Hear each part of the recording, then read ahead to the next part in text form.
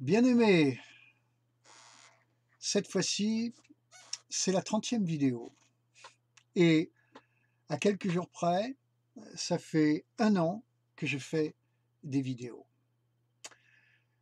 et je remercie, toutes celles et tous ceux qui, m'ont suivi pendant, cette année, dans cette chaîne vidéo, tout au long de toutes ces vidéos. 30e. Alors, au travers de toutes ces vidéos, je me suis efforcé de vous dire des choses bibliques, des choses prophétiques, des choses qui parlent de la terre, de nous, oui, mais aussi du ciel et de Dieu. J'ai également noté que quand je parlais de l'intérêt personnel d'une autre, le taux d'écoute est beaucoup plus élevé que quand je parle de l'intérêt de Dieu et aussi, pour la dernière, de celui de nos ennemis, où là, j'ai eu le taux le plus bas. Donc, si je vous parle de vous, il y a de l'écoute. Si je vous parle de Dieu, il y en a moins. Et si je vous parle de donner vos vies pour vos ennemis, alors là, l'écoute est au plus bas. Ainsi, me semble pouvoir dire que nous sommes friands de bénédictions, mais pas vraiment de connaître Dieu. Et encore moins d'imiter Jésus-Christ qui, sur la croix, mourut pour sauver ses ennemis. Est-ce ça, l'évangile pratique, la vie chrétienne, globale, moyenne, que nous avons? Il semblerait que oui. Ceci étant dit, aujourd'hui, et depuis une bonne année, on peut le dire, nous sommes au cœur des plaies d'Égypte. Ces fameuses plaies d'Égypte, il y en eut 10. En résumé rapide, dans les années 80, on a eu le sida, population homosexuelle essentiellement touchée.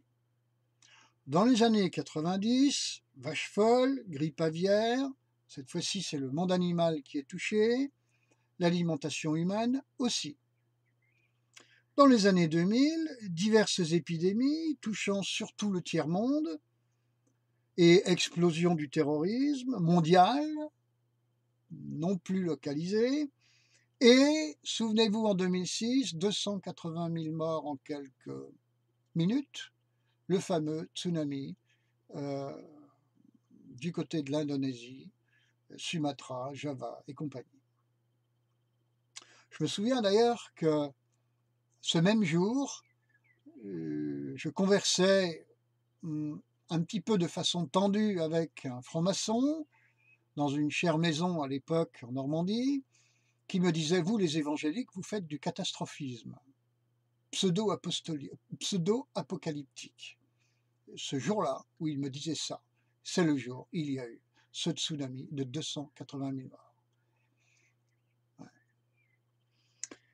Dans les années 2010, on a assisté à une dégradation record des mœurs. Souvenez-vous, le mariage homosexuel et puis tout le reste qui tourne autour, chose absolument catastrophique. Une émergence quasi dictatoriale d'une société anti-Dieu et post-chrétienne, une décadence de notre civilisation, un abandon de nos valeurs 2 fois millénaires, qui ne fait que se confirmer à vitesse accélérée. Dans nos années 2020, dans lesquelles nous sommes entrés, on a maintenant une épidémie mondiale et un confinement de la moitié de la planète, épidémie mondiale, on appelle ça une pandémie. Luc, chapitre 22, verset 25. Le Seigneur nous parle des chefs des nations qui se font appeler bienfaiteurs. Et je crois, au travers de ce qui se passe actuellement, nous sommes entrés dans le temps des bienfaiteurs. Vous savez, ces seigneurs, pour ne pas dire ces dieux de l'humanisme, qui donc s'efforcent de nous faire entrer dans ce temps, dans ce siècle, vraiment de plus en plus profondément du salut de l'homme par l'homme, au détriment bien sûr du Christ qui lui est le réel bienfaiteur. Alors, cette liste de plaies pourrait être complétée, bien sûr, assurément j'en ai oublié. Bref. Au cœur de l'histoire de ces plaies, chers bien-aimés, on peut dire que Satan met en place, sous couvert d'humanisme, donc de présentabilité, un dessein démocratique mondial qui n'est autre qu'une dictature, c'est-à-dire une dictature d'une dissimulation, d'un niveau de dissimulation jamais atteint. Donc, beaucoup ne discernent pas ce qui se passe. Alors, dans ce genre d'univers, est-ce que l'Église de Christ peut être compatible avec ce plan diabolique, peut cohabiter tranquillement, sereinement, sans se corrompre? Je dirais non. Et si l'Église de Christ cohabite, alors elle sera laodicéenne. Elle sera, cette Église, laodicéenne. Vous trouvez la mention de l'église de Laodicée dans Apocalypse chapitre 3. C'est la 7e église. Ce n'est pas un hasard. C'est l'église de la fin, celle qui restera. Pas celle qui sera enlevée. C'est pour ça qu'elle est en 7e position dans l'Apocalypse. Fin du chapitre 3 d'Apocalypse. Cette église laodicéenne, préoccupée des droits de l'homme, et non de ceux de Dieu, qui visionne son avenir sur la terre, mais non dans le ciel, qui donc rejoint finalement cette démarche humaniste qui se caractérise par le salut de l'homme par l'homme et qui abandonne toute notion de messianité. Elle n'attend plus le retour de Jésus-Christ. Voilà.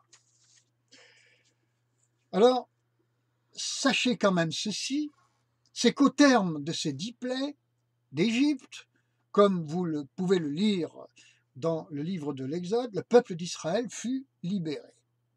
Eh bien, de la même manière aussi, au terme de 10 plaies actuelles, le peuple de Dieu de la Nouvelle Alliance sera lui aussi libéré. La Bible appelle ça l'enlèvement. En attendant cet enlèvement, la tentation du peuple de Dieu vers ce que j'appellerais le glissement laodicéen va être très très grande et faire beaucoup de dégâts. Oui, parce que l'on peut dire, et je le dis, tout enfant de Dieu qui privilégie invariablement la recherche de la bénédiction sans vraiment devenir une offrande pour Dieu est en danger de glissement laodicéen. Ce que j'appelle le glissement laodicéen, c'est cette piété à Dieu, caractérisée par la tiédeur dont il est fait mention justement à propos de Laodicée dans Apocalypse 3, et cette soumission à la décadence humaniste. Je pèse mes mots. Laodicée signifiant écouter le peuple et finalement démocratie. Alors, dans Luc chapitre 17, pour aller un petit peu plus loin, des versets Luc chapitre 17, j'ai dit, des versets 11 à 18, vous avez là l'épisode des 10 lépreux qui viennent vers le Seigneur et qui sont tous guéris. Mais un seul donne sa vie à Dieu. Pour les 9 autres, leur foi les a guéris. Le verset 17 de Luc 17 précise même qu'ils ont été purifiés dans leur corps. a beaucoup en ce moment avec le coronavirus, ils ont envie d'être purifiés dans leur corps. Je les comprends. Ces 9-là, et les 10 au total, ont tous été purifiés dans leur corps. Ils ont accueilli par la foi la guérison que leur a donné le Seigneur Jésus-Christ, et voilà le résultat. Alors, sur ces 10, 9 sont guéris, mais ne rendent pas gloire à Dieu, donc ils ne sont pas sauvés. Guéris, mais pas sauvés. Le 10e, quant à lui, sa foi lui fait donner sa vie à Dieu. En effet, toujours dans Luc 17, mais cette fois-ci au verset 19, Jésus lui dit « Va, ta foi t'a sauvé ». Mais c'est pour cet acte de donner gloire au Seigneur que Jésus lui dit « Ta foi t'a sauvé ». La foi qui le sauve en l'occurrence là, c'est sa décision de se donner au Seigneur. Et non le fait qu'il a été guéri. Attention. Alors ce que je veux dire aussi, c'est que la proportion de 1 sur 10 qui rend gloire à Dieu, alors que les 10 ont été guéris, est très probablement prophétique. Quand je dis très probablement, j'ai envie de dire assurément prophétique. Oui, je crains que sur 10 personnes affichant leur foi en Christ, un seul lui donne sa vie, une seule lui donne sa vie. Je crois que la proportion qui nous est indiquée là avec ces lépreux, c'est celle qu'on va retrouver dans l'Église du Seigneur. Donc, vous voyez de quoi je parle quand je parle de gros dégâts? Alors, c'est à cause de ce constat que l'Esprit de Dieu est attristé.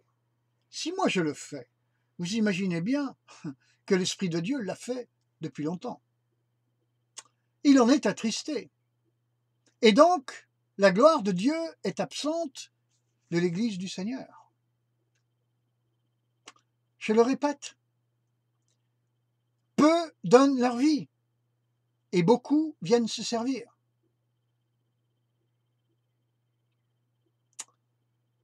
Maintenant, j'aimerais vous conduire quelques instants dans Matthieu chapitre 13,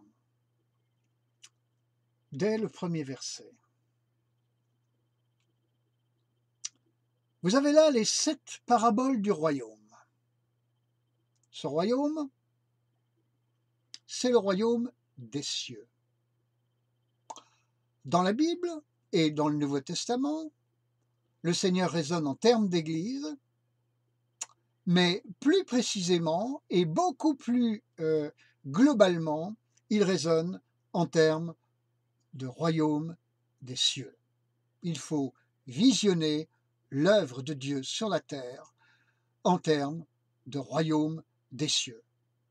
Le faire uniquement en termes d'église est une version basse de la compréhension, de la saisie du royaume de Dieu sur la terre. Le vrai royaume de Dieu sur la terre, c'est le royaume des cieux qui, entre autres, est venu sur la terre. Jésus dit, le royaume des cieux s'est approché de vous. Il sera en vous.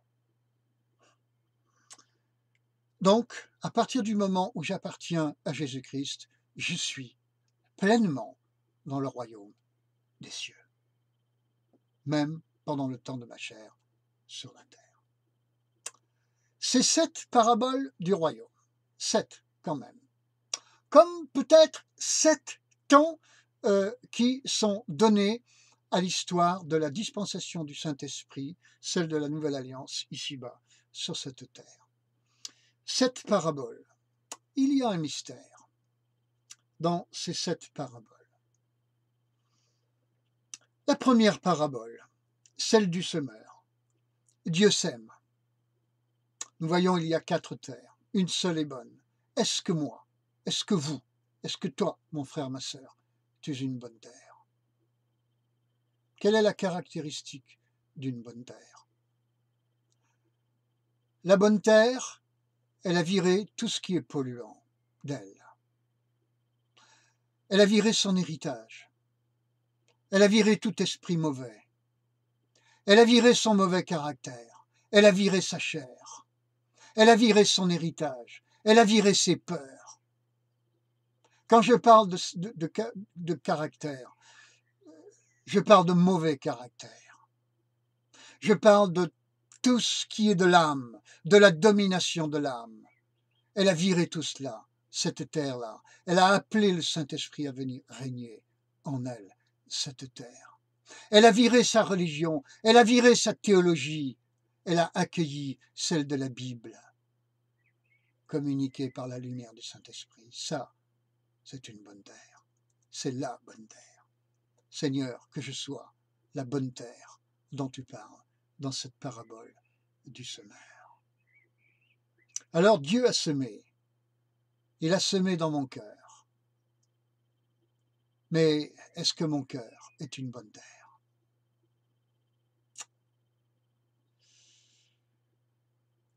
La parabole de l'ivraie, au verset 24 de Matthieu 13. Satan sème aussi. Il a aussi semé. La différence entre Dieu qui a semé et Satan qui a semé, la différence entre les résultats apparaît, nous est-il dit dans cette parabole, à la fin, dans le feu qui purifie, et dont la flamme a commencé de nous lécher déjà hier, aujourd'hui et de plus en plus demain. Et croyez-moi que ces affaires de coronavirus y contribuent bien.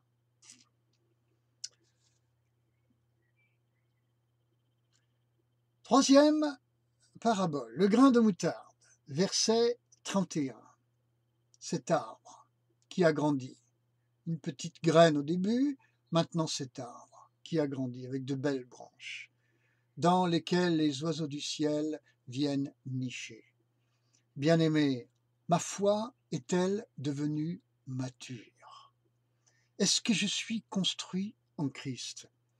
Est-ce que les oiseaux du ciel viennent habiter dans mes branches? Est-ce qu'à mon contact, il y a manifestement des personnes qui sont bénies et qui donc, de fait, recherchent mon contact pour trouver cette bénédiction qui est en ma personne et qui émane d'elle? Est-ce que je suis cet arbre qui est sécurisant pour les oiseaux du ciel? Quatrième parabole, celle du levain, verset 33. Cette femme dont il est parlé dans la parabole, c'est l'Église. Et cette Église qui introduit le levain, le Saint-Esprit, dans 3 mesures de pain, le fait-elle? L'Église travaille-t-elle avec le Saint-Esprit pour introduire le Saint-Esprit dans les 3 mesures de pain, c'est-à-dire le Père, le Fils, le Saint-Esprit, le pain? Je suis le pain de vie, dit le Seigneur, en qui réside toute la plénitude de la divinité, Père, Fils et Saint-Esprit. Alors je le répète, je pose encore la question, l'Église du Seigneur travaille-t-elle avec le Saint-Esprit pour révéler Dieu? Et également, parce qu'il y a 2 niveaux de lecture et de compréhension dans ces 3 mesures de farine, pour révéler l'homme quant à l'état de son âme, celle de son esprit et celle de son corps. Celui de son corps, l'état, celui de son corps, pardon, de son esprit, de son âme. Eh oui. Vous savez, c'est comme l'histoire d'Ésaïe dans le chapitre 6. Une fois qu'il a la révélation de Dieu, ça lui parle, ça lui fait un renvoi sur lui, il a la révélation de lui-même. Les 3 mesures de farine, il s'agit de la personne de Dieu, mais il s'agit aussi de votre personne parce que vous avez été créé à l'image de Dieu. Il est Père, Fils et Saint-Esprit. Vous êtes esprit, âme et corps. Dans les 2 cas, il y a 3 mesures de farine à faire lever en matière de connaissance pour le Seigneur, en matière de résurrection et de vie éternelle pour vous, pour moi, par le levain du Saint-Esprit, le levain, c'est bien l'esprit. Jésus dit à ses disciples à propos des pharisiens, méfiez-vous de leur levain, c'est-à-dire de l'esprit, de l'état d'esprit des pharisiens. Donc, quand il est parlé de levain ici, c'est la même chose. C'est un esprit qui fait que vous avez un état d'esprit et que vous vivez avec un esprit en vous. Pour les pharisiens, il n'était pas très bon cet esprit. Pour les enfants nés de nouveau, normalement, ils vivent avec le Saint-Esprit. Ils lui laissent toute la place pour comprendre Dieu, pour comprendre sa parole, pour comprendre la vie avec lui et pour comprendre le monde qui nous entoure et celui qui nous attend, dans lequel nous sommes déjà en espérance. Impossible de vivre sérieusement notre vie avec Dieu sans le levain de l'Esprit de Dieu, avec lequel on travaille pour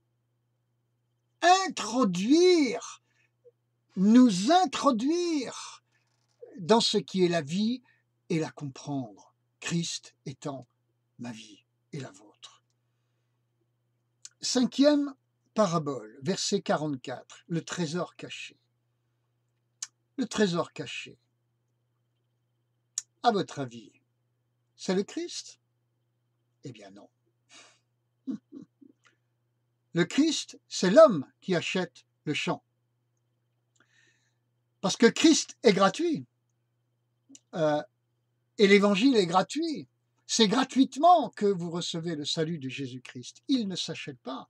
Tandis que cet homme a payé pour acheter le trésor caché. Oui, Christ sur la croix a payé le prix pour acheter le trésor caché. Si le trésor caché était le Christ, il ne se paierait pas pour s'acquérir. Le trésor caché, donc, c'est nous. Et c'est là, bien-aimés, le regard que Dieu a sur vous et moi. Même quand nous sommes ennemis de lui et souillés de nos péchés. Christ nous regarde comme un trésor caché. Il est descendu du ciel pour le chercher dans le champ de ce monde. Cacher ce trésor qu'il était, oui, parce que dissimulé sous une montagne de péché. Caché à nouveau, oui, parce qu'une fois que Christ vous a trouvé, vous êtes caché en lui.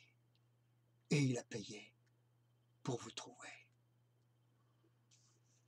Les belles perles du verset 45, c'est nous, c'est vous, c'est moi, contenu dans ce trésor caché. 6e parabole au verset 46, la perle de grand prix. Je vous le dis, bien-aimés, en venant sur terre, Christ, l'homme qui vient du ciel, a cherché la brebis perdue que j'étais, que vous étiez. Peut-être certains qui m'écoutent sont encore une brebis, seraient encore une brebis perdue, des brebis perdues. Donc à chercher la brebis perdue, parce qu'à ses yeux, comme à ceux du Père, elle est une perle de grand prix, cette brebis perdue. Et il a donné sa vie pour l'acheter. Bien-aimé, je ne sais pas ce que vous pensez de vous. Je ne sais pas quel est le regard que vous avez sur vous-même, mais celui de Dieu. Le regard de Dieu sur vous, c'est trésor caché, perle et même perle de grand prix. Alors, tout ce qui est du domaine de l'esprit orphelin, du rejet, et tout ce bazar-là, ce fatras-là, vous pouvez le jeter par-dessus bord. Vous pouvez faire Euraqylon. Vous savez, dans cette vidéo, j'explique que tout ce qu'il y a dans ce bateau va être jeté par-dessus bord. Seuls ceux qui étaient dans ce bateau vont être sauvés. Le bateau avec lequel vous pensiez devoir traverser la Méditerranée, il va couler. Mais vous allez vivre.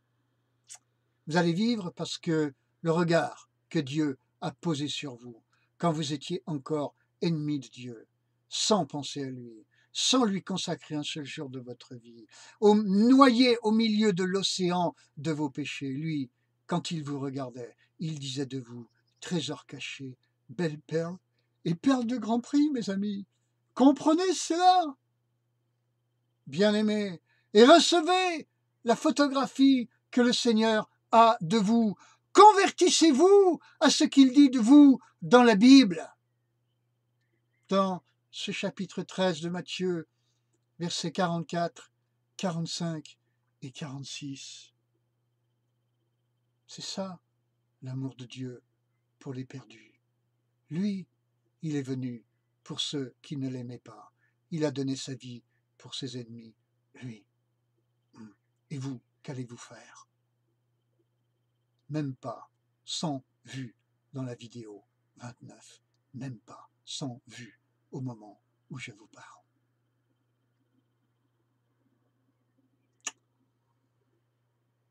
Septième parabole. J'ai trouvé, c'est septième parabole, bien-aimé. Le rassemblement de toute espèce. Septième parabole au verset 47. Le rassemblement des poissons de toute espèce et le tri final. Cela me fait penser à Luc chapitre 13, verset 29. Il est parlé qu'il en viendrait de l'Orient, de l'Occident, du Midi et du Nord. Et cette affaire n'est pas seulement géographique, dans les temps de la fin. Il en viendrait de partout, des hommes, des femmes qui courront vers le Seigneur. Amen. Matthieu 13, verset 52, il est dit, le maître de maison, Matthieu 13, verset 52, ce verset que vous lirez, je ne vais pas tout vous mâcher, nous parle du maître de maison. Le maître de maison, vous l'avez compris, c'est le Seigneur. Et son trésor, ce sont les sauvés. Les choses anciennes et nouvelles, eh bien, c'est le peuple de l'Ancien Testament et le peuple du Nouveau Testament, c'est-à-dire l'hébreu, le juif, et puis de l'autre côté, le grec. Et le royaume de Dieu, c'est une alliance des deux, un mélange des deux. Ils sont unis en Christ. Ils sont dans le bon trésor du maître de la maison. Donc, unis en Christ. Amen. Et gloire à Dieu. Alors, bien-aimés, c'est cette parabole, comme je vous l'ai dit au départ, ce sont 7 temps. Les cinquième et sixième paraboles sont des paraboles qui vous parlent de guérison, qui vous parlent de guérison intérieure, qui vous disent comment Dieu vous voit. Ainsi, cela vous conduit à la rupture de l'accusation du diable sur vous. Vous avez compris que vous êtes pécheur, mais vous avez compris qu'il vous a racheté et vous accueillez désormais le regard de Dieu sur vous. Vous vous y convertissez et vous entrez dans cette merveilleuse guérison et vous êtes prêts pour le ciel. Nous sommes dans le temps d'un temps de guérison, c'est vrai, un temps de guérison des cœurs. C'est cette cinquième parabole, cette sixième parabole nous le disent.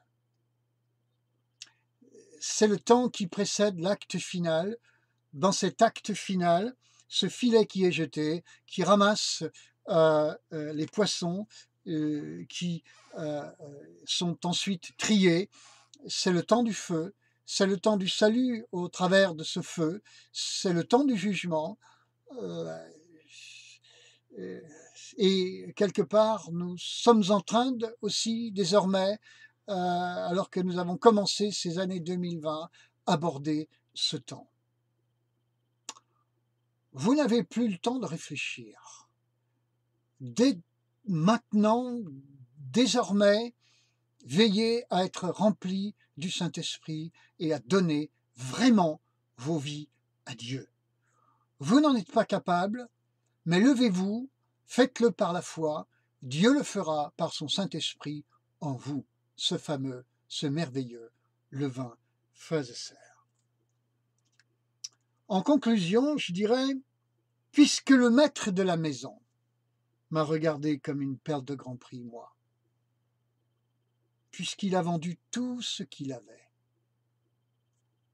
c'est-à-dire lui, sa royauté, le lien qu'il avait avec son père. Souvenez-vous, il a dit, mon Dieu, pourquoi m'as-tu abandonné? Pour me sauver, moi, son ennemi. Eh bien, en retour, je ne fais pas que me servir, je lui donne ma vie. Je prends son levain, je fais lever ma patte. Êtes-vous une patte levée par le Saint-Esprit? Qu'en pensez-vous? Saint-Esprit, remplis-moi, remplis-moi, remplis-moi. Soyez remplis du Saint-Esprit. C'est votre responsabilité. Si vous êtes remplis du Saint-Esprit, vous allez vivre des choses avec le Seigneur. Pour beaucoup de choses que vous vivrez avec lui, vous ne vous en doutez pas aujourd'hui. Vous pensez peut-être avoir bonne conscience. Vous pensez que vous avez fait ce qu'il fallait. Peut-être bien que vous êtes encore loin du compte. Excusez-moi de vous le dire comme ça. Il y a des choses que vous n'avez pas vues. Ce n'est pas parce que votre conscience ne vous reproche rien que pour autant vous êtes clean, comme le dit Paul à son propos. Seigneur, je viens à toi. Montre-moi qui je suis. Oui, dans ton amour, tu m'as donné la photographie que tu as de moi depuis toute éternité. Ainsi j'ai vu ton amour. Ainsi j'ai été dans tes bras et je ne veux plus jamais en ressortir. Tu m'as réconcilié même avec moi-même, mais va plus loin, va plus profondément dans ma vie. Montre-moi ce que j'ai besoin de comprendre et que je n'ai pas encore compris à mon propos. Fais-moi avancer en eau profonde, oui, en toi, mais également aussi en moi. Qu'avec toi, cher levain, cher Saint-Esprit, je découvre ce que je n'ai pas encore vu me concernant très profondément. Que je puisse m'en défaire, déposer ça devant toi et te laisser, cher Saint-Esprit, prendre la place. Je ne veux pas de Laodicée. Je veux Philadelphie. Je rejoins Philadelphie. Je ne veux pas de tiédeur. J'ai bien lu dans ta parole, Seigneur, que si je suis tiède, tu me vomiras de ta bouche. Je ne veux pas être vomi de ta bouche. Je ne veux pas que la parole de Dieu me vomisse. Je rejoins Philadelphie maintenant, en cet instant, au nom de Jésus-Christ. Que le Seigneur vous bénisse, bien-aimés. Que le Seigneur vous bénisse. C'était la 30e vidéo. Je vous embrasse de tout mon cœur. J'essaie de faire tout ce que je peux pour que vous soyez sauvés. Grâce et paix sur vous. Si vous êtes malade, maintenant, que le Saint-Esprit descende sur vous, que l'onction du Saint-Esprit descende sur vous, que sa nuée vous couvre, qu'elle vous pénètre comme de la pommade qui nous pénètre, qu'elle entre en vous puissamment, profondément, qu'elle vous éclaire, qu'elle vous aide à faire le point. Mettez-vous peut-être à genoux devant le Seigneur et dites-lui une nouvelle fois, Seigneur, en cet instant, au milieu de mon pyjama et de ma chemise de nuit, au pied de mon lit, je te donne à nouveau ma vie. Viens, va plus loin, va plus loin, va plus loin. faites-le même si vous n'êtes pas malade. Que la gloire de Dieu descende sur vous maintenant, dans le nom de Jésus-Christ, et que vous soyez visités par la puissance du Saint-Esprit. Repentons-nous, vous et moi, tous ensemble, d'attrister le Saint-Esprit par notre manque de consécration.